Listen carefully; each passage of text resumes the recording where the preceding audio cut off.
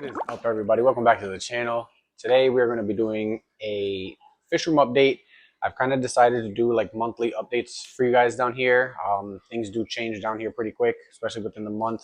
So it's been about a month since the last update, so let's go ahead and get straight into it. We've got some good and some bad news, so let me show you what's going on. In typical fish room updates fashion, we're going to start here with the breeding rack. Most noticeable change is here. This is kind of where the bad news starts. You can obviously see that the 20-gallon tall that the breeding pair of angels were in is empty. That's because the angels are now in here with the pencilfish, the coral red pencilfish, the Nanostoma senepa. I unfortunately needed this tank as an emergency quarantine tank, and that is because my big ultims that I had in the 180, the four big ones, unfortunately came down with something. They started getting like these little, like almost look like pimples on their bodies. It would pop. It would be like a flesh wound, and then they would die within like a day. So I did unfortunately lose my four original big ultim angelfish, which was a devastating loss. Kind of contemplated quitting doing all of this just because that was a really heavy loss for me. Those are my first ultims that I got. Granted, they weren't babies when I got them, but still a really sucky loss nonetheless. So yeah, I had this tank. I used it for quarantine for the angels, and I'll kind of explain what happened with the ultims once I get over to the 180. But none of those big guys made it, unfortunately. So now this tank is empty. I had it sitting outside in the sun for about 2-3 days just to kill anything that's possibly in there. I may just kind of bleach this tank and start it all over, including the sponge filter, the heater, all of it. I'm going to bleach everything and start over with this tank. Now on to the right here in the discus breeding tank. You can see the male is no longer in here, and that is because I moved him down here to this 10-gallon where he is still kind of not improving at all, really. I've tried dosing medication. You can see here I've been trying general cure to see if it's, internal parasites or anything, and I just can't seem to get this guy to get any better. I may humanely euthanize him with some clove oil, which is something I very rarely do. But in these instances where this guy's been sick for months and months and months, and no matter what I try, he's not getting any better. He's starting to get a little deformed from swimming kind of crooked. So I figured, let me stop kind of being selfish, trying to keep him alive. And I've been thinking about with the euthanasia. I'm not too sure if I'm going to do it, but that's an option. The female, on the other hand, is doing great. She's been up here by herself for a few weeks now, and she's been doing great. I've been, debating on taking the big discus that I have up in my 75-gallon upstairs. That's an offspring of actually this female and this guy. I'm putting it in here with her. I think the one upstairs is a male, so that would be best case scenario. I know this one is female for sure because, again, in past videos I've showed she has laid eggs, so again, that would be best case scenario where the one upstairs is male and this one's female, and I can kind of just put them together and try to breed them. But that'll be in the future. We'll see how that goes. Next to this sick male, we still have my silver tips in here. There's 6 of them in here. They're still doing great. I've got this gold mystery snail, I believe it is. And then you can kind of see in the back over there the tail of a long fin snow white pleco. I got one from a friend of mine in Harlem, and I've been growing it out. It's in here quarantine. It's been quarantined for a little while now, but I'm growing it out, and I will eventually toss it in with my short fin snow whites to try to get some long fins out of those guys. Over here, I moved the 2 new cauliflower swordtails in here. This one again is, I believe, the female, and then this one is what I think is the male. You can kind of see that lower area on the dorsal or the tail fin is kind of starting to elongate, so I am thinking this one's a male. but only time will tell. Only other thing in here is that mystery snail back there. Back there, I think that's a blue mystery snail or something like that. I'm not too sure. Over here, we still have the baby rainbows. There's a significantly less amount of them. I think there's only like 7 left of them in there. I'm not even gonna lie. I haven't been, intentionally trying to like power feed these guys or anything like that. But I do want to move them into another tank so that they can start growing out a little bit larger. I also have the 2 different types of cories here. You can see them right there. There's the flagtail panda, which is the one to the right, and then the one to the left under the sponge filter is another type of cory, which I don't know the name again. I've posted in the past, but I'm going to butcher it completely. And then over here, you can kind of see there the tail of an L519 pleco. There should be 6 of them in there. Haven't seen all of them. There you can maybe see the tail of another one over there, kind of under the filter, and they're scattered in here. But yeah, this is kind of where the bad news again started with everything. But let's hop over to the 40-gallon rack. And like I mentioned, the breeding pair of angels are actually in here now. You can see this female here to the left is full of eggs again. She just laid, and I actually am raising up some of their babies over in one of the other tanks. I'll show you guys in a little bit. Nothing new in here though. The gold laser cories at the bottom are doing great. My L397 plecos are doing cool, or doing good too. You can see another one kind of here in between the caves. The pencil fish and the new pair of angels in here. I have been thinking of selling these guys off, so if you guys are interested in a proven breeding pair of angels, let me know and we can discuss something. Going down below here, nothing new in this tank either. I still got the 7 rainbows in here. The Melanotania parva, they are the parents. So the babies that are right here in this tank. I've been thinking about trying to breed these guys again intentionally this time. So I may just remove all of this floating anacris in here and toss in some spawning mops to try to actually spawn them. But we'll see how that plays out. And then we've got the black Schultz cories. There's a boatload of them in here. Don't mind the mold in the tanks. I'm due for water changes this week, and I do this. I always record these videos right before water changes, so the tanks look like crap. And then, of course, I've got my L236s in here. I've got super whites and a couple super yellows. I believe this one right here in this cave is a super yellow. We got a super white there, back there. There's a few of them in here. I think there's like 20 of them in here. So I've been wanting to get these guys into their own tank and really trying to power feed them to get them to spawn and stuff like that. Something else I didn't mention, all of the tank, or not all of the tanks, but a majority of the tanks actually now have these lids that I made out of the twin wall polycarbonate greenhouse panels. And these guys have been working great with keeping the evaporation down and keeping the humidity here in the fish room down as well. You can see here, humidity is only 52, temp is 75, so it is very, very comfortable down here. On to the goldfish tank. Still nothing here. 5 goldfish are happy as can be. I'm just gonna keep these guys until they pass away. Nothing really gonna happen there. Nothing changing here besides possibly a little change in escape. Hopefully sometime soon, but we'll see. Down below them, we've got the albino geophagus heckelii breeding tank. You can see, I don't know if I mentioned in a previous video, but I did get a second female in here. So this is the new female. She is slightly bigger than this one here, which is the original female. The original female has much more color. You can kind of tell the difference there, but the male here is still a stunner. He is gorgeous with those long thread fins. Still no breeding, but the original pair, this male and the smaller female, have been kind of buddy in this cave. So I'm hoping soon that they spawn.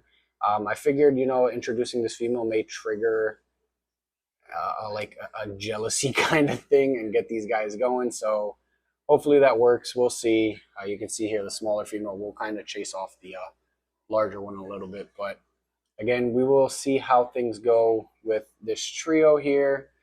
Primarily these two would be my ideal situation for breeding, but either one works fine. Let's move over to the next rack. Okay, this rack here has a bunch of new stuff going on. This tank originally was empty, I think. I don't think I had anything in here. Um, as you can see, I have baby discus in here. A buddy of mine, Robinson, he had some discus that bred, and he was nice to give me these guys. I only wanted 6. He gave me 8. I did unfortunately lose the smallest one, which was the runt. But you can see, like this guy right here, they've got some absolutely gorgeous color. The parents are absolutely beautiful. They are phenomenal looking fish. I'm, you know, really glad I got these guys, and I can't wait till these guys grow out and look even a fraction of as good as the parents do. But I also have the original female cauliflower swordtail in here.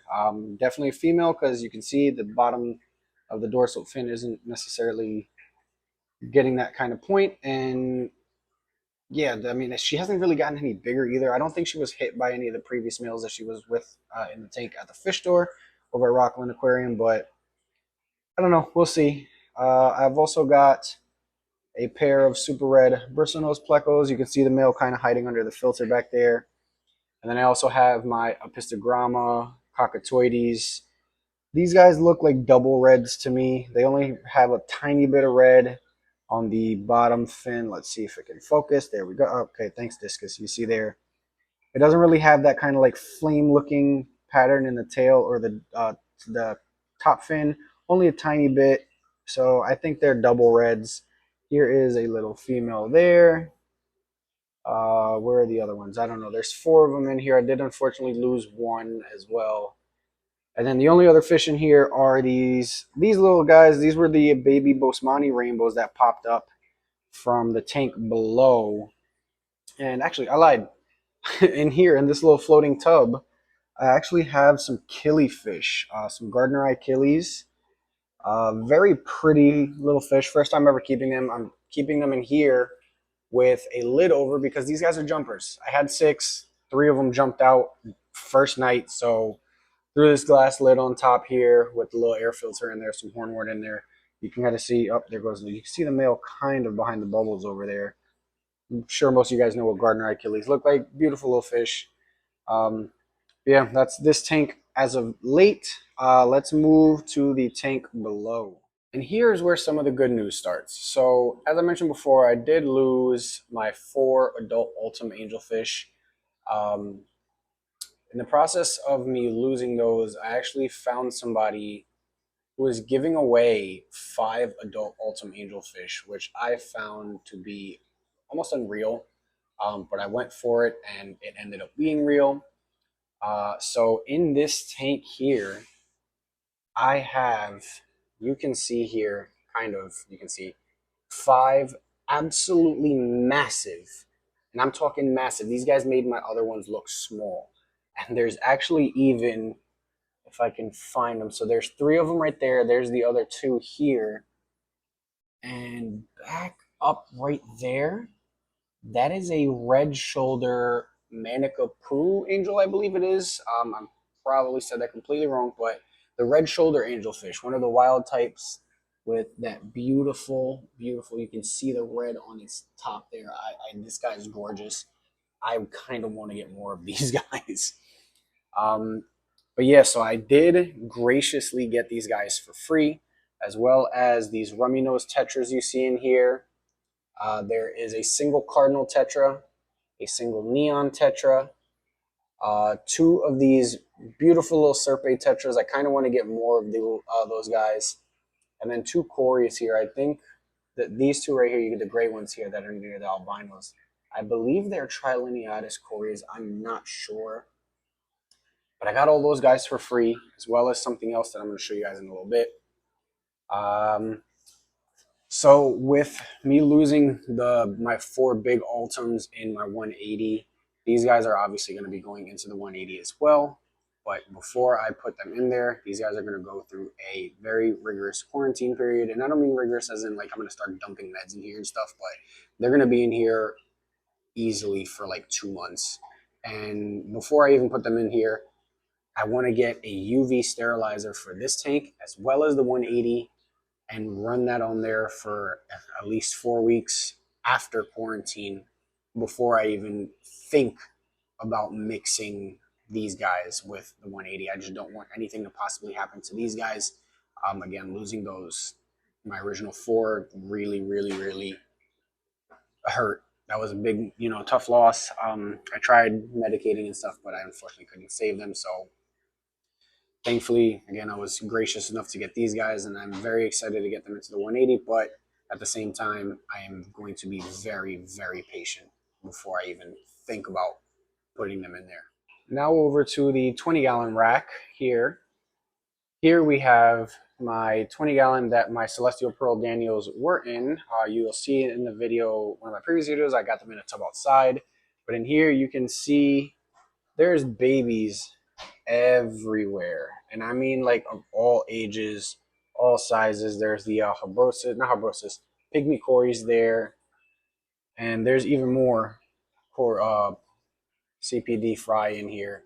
You see them all over the top there. But also, this is that group of angels that I pulled. So the breeding pair of angels, they spawned. I pulled the eggs, decided to try and raise them myself.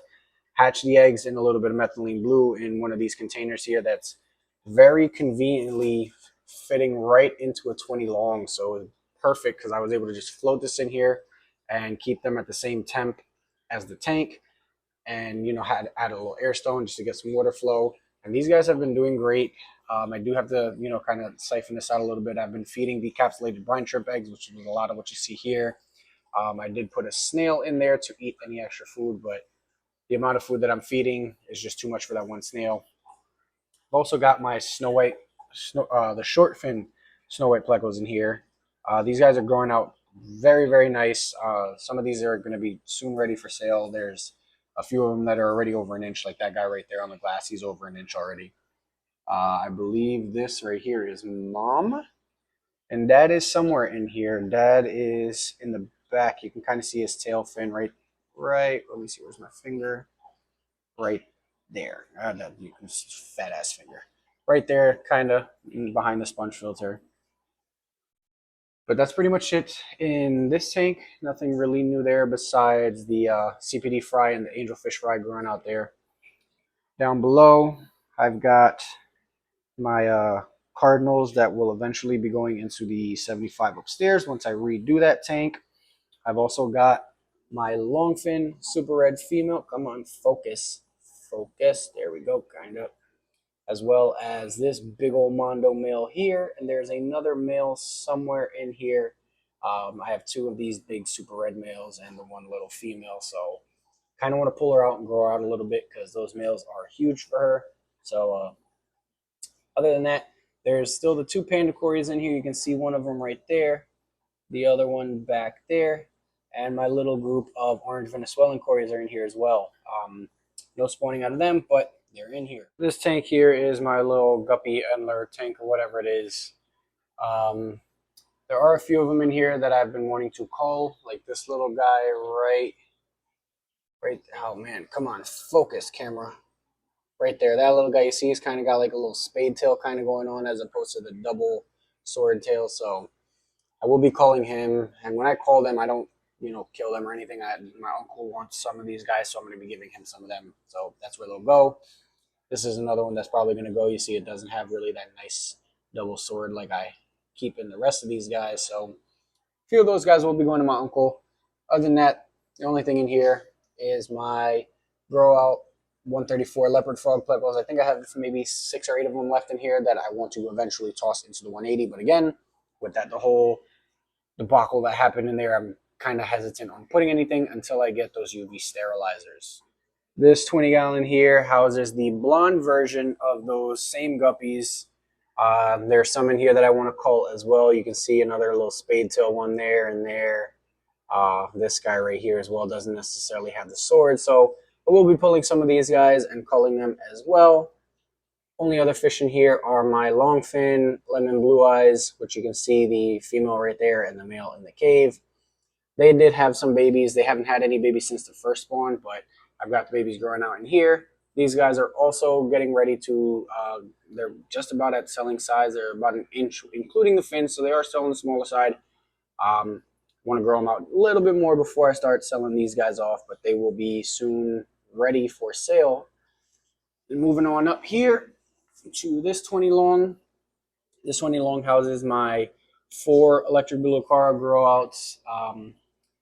You can see here 1, 2, 3, and number 4 right there, as well as my calico bristlenose plecos.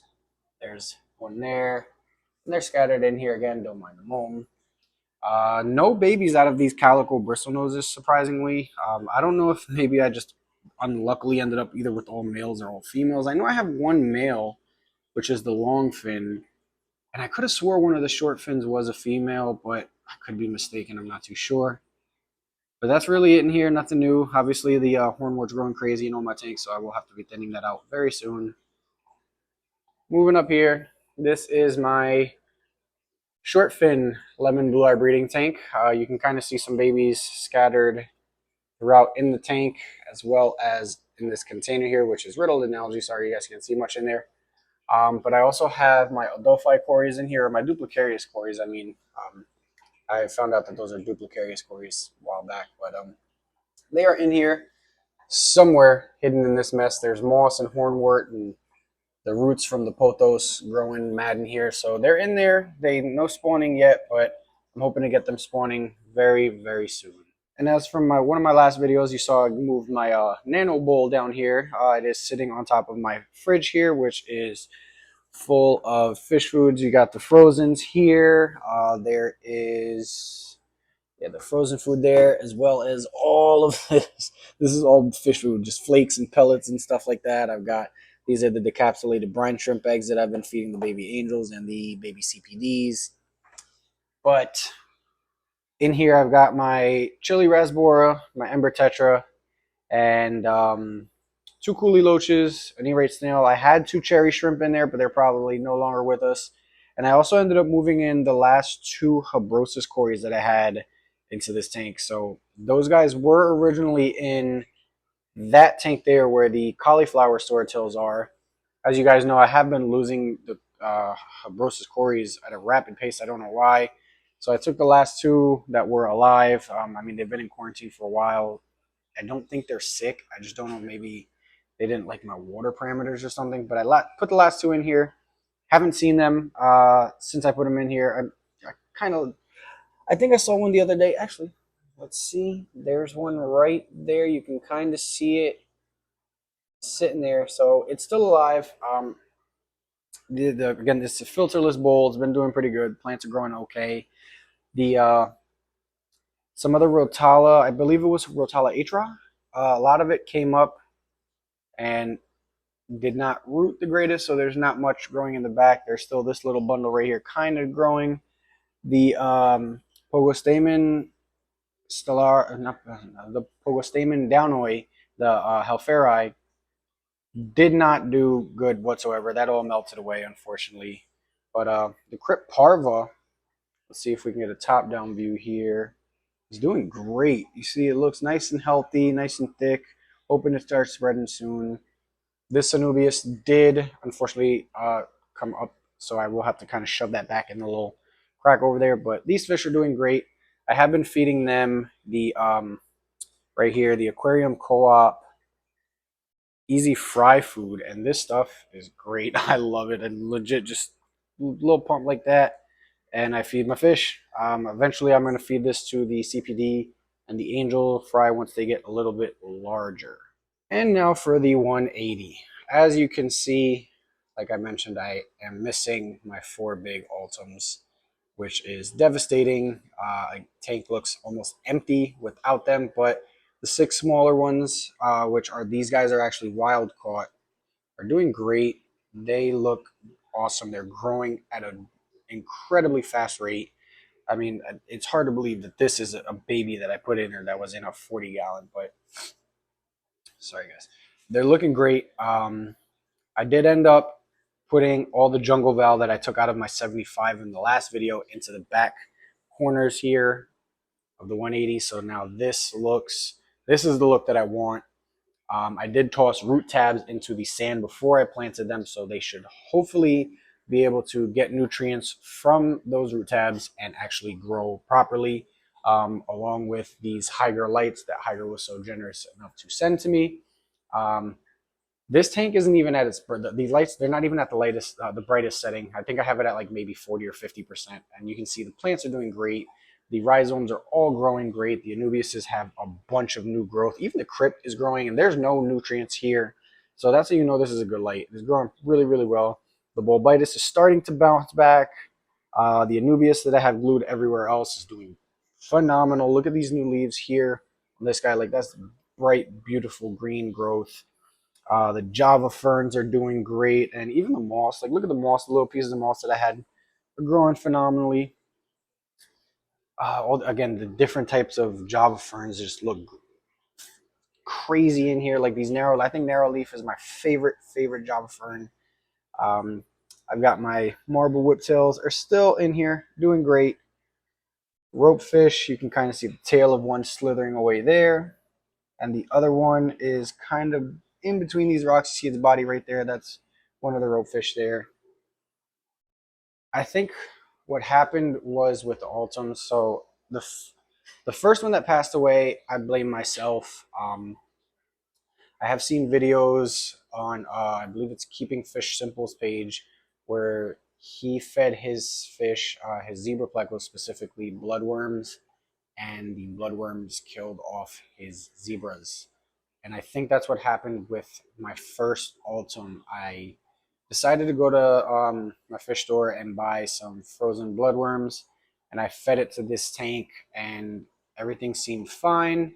And then from one day to the next, I noticed one of the bigger Ultums, his eyes were kind of protruding from his head a bit. And that was in the morning. Later on that day, the fish was completely like super bloated, almost as if he had overeaten. And that's kind of what happened with Keeping Fish Simple's zebras. He said that they would get bloated, and I did a little research, and bloodworms are actually very hard for certain fish to digest, which is why they suggest only feeding it every now and then. So I am blaming the bloodworms for the loss of that first Ultum. And then again, the last three started to develop those pimples, it looked like, on their bodies. So it would be on their fins and like on their body, their eye, and then those pimples would essentially basically pop, and they would have open wounds, and then those open wounds would get infected and they would just die. Even with me doing full water changes down to like legit the base of this rock, like the fish barely had enough water to cover them, and I fill it back up. I emptied out the sump and I cleaned the sump out and everything like that, and even then I still couldn't, I couldn't save them. So those guys are no longer with us, unfortunately. um, I don't know if maybe I added, because I know when I added the baby Ultums in here, I added the ropefish. I don't know if maybe that ropefish brought something into the tank, but I feel like if it did, it would have affected all of the fish, but I don't know. I can't be fully certain, but here's the 180 as she sits. Again, I've got over here these big Ultums that will eventually be going in here. Like I said, UV sterilizer hopefully coming soon for this tank. Just to make sure I kill off anything that's possibly in here. I just want to show the little pistol that I put in here, that wild type of pistol that I tossed in here. He's doing really, really good in here. He loves this tank. He swims around, doesn't hide really ever. He's always out and about, so really happy with that little guy being in here. That's pretty much it for the 180. Now on to some of the other big news that's here. So, I mean, again, the bad news was losing the Ultums. Oh, almost forgot. I did also lose the big electric blue car that was in here. He was coming up on the end of his life. It was a really, really old fish, very large, as you guys were able to see. And I noticed, over the course of a few days, he did just start to slow down. And I just chalked it up to him getting towards the end of his life. He was old, but thankfully I have the 4 in here that I'm growing out that will eventually go in here as well. But again, being patient. You're going to get that UV sterilizer going in here. Like I said, that was the loss of those fish were the bad news. The gaining of the 5 adults in here was the good news. But I have some more good news. So hold on one second. That is right, guys. I now have a saltwater tank. I couldn't be any happier with this tank. The same person that gave me the adult ultims gifted me this entire setup, the entire tank, 20 long, rocks, coral, fish, filters, all the supplies that I need for them, like legit everything in here he gave to me. I've gotten here 2 clownfish, 2 ocellaris clownfish, a yellowtail blue damsel right here, as well as some corals. So there's some hermit crabs, I believe it is, some snails. There's other little crab in here. There is a serpent starfish. You can kind of see its little tentacle sticking out right there. And then again, some coral. So he gave me everything that was in the tank that he thought could have been alive, coral-wise. And this piece here is one of them. No idea what some of these are, but this is a gorgeous little piece of coral. It glows nicely. There's these here. Again, no ideas what any of these are. We'll eventually learn their names, but this guy's slowly coming back. These here, I don't know what these are. I don't know if these are a Zoa, I believe. I'm not too sure, but they're pretty cool. They got that green little flowy things to them.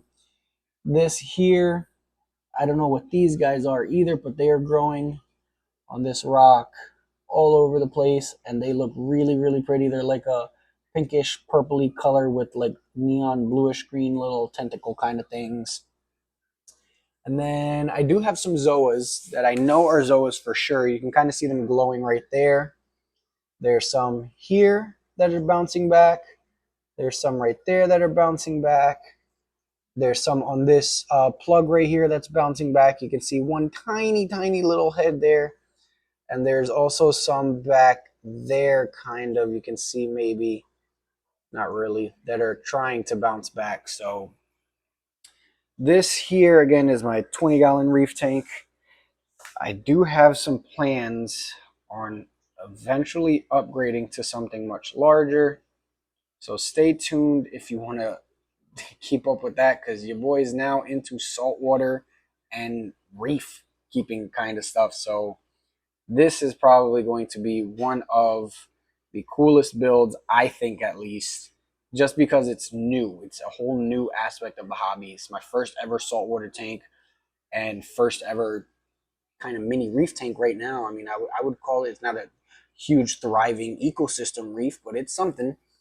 I also forgot to mention this coral right here, focus, right there. Got this guy from my local fish store. I don't know what kind of coral it is, but it's doing pretty good in my tank. It likes the spot that it's in. I've got, again, 2 filters with some good flow going on, hoping that everything in here just, again, continues to thrive and these zoas and stuff bounce back. Because the zoas, from what I've been looking up and stuff like that, they're some of my favorite looking little corals. They come in some crazy colors, so I would like to get some more zoas eventually when I do upgrade to the larger tank. Figured while I'm on updating, I might as well update you guys on the 75-gallon. You guys just saw that I did give this tank a very much needed haircut. Some of the jungle val is still getting a little crazy there. I got to pick out some dead stems still, but the tank is doing great. I know I said it would last time that it would be the last time you see the tank looking like this, but this is the last time you see the tank looking like this. I promise you guys. One other update down here is I kind of cleaned up over here. As you guys remember the last video, everything was kind of scattered everywhere.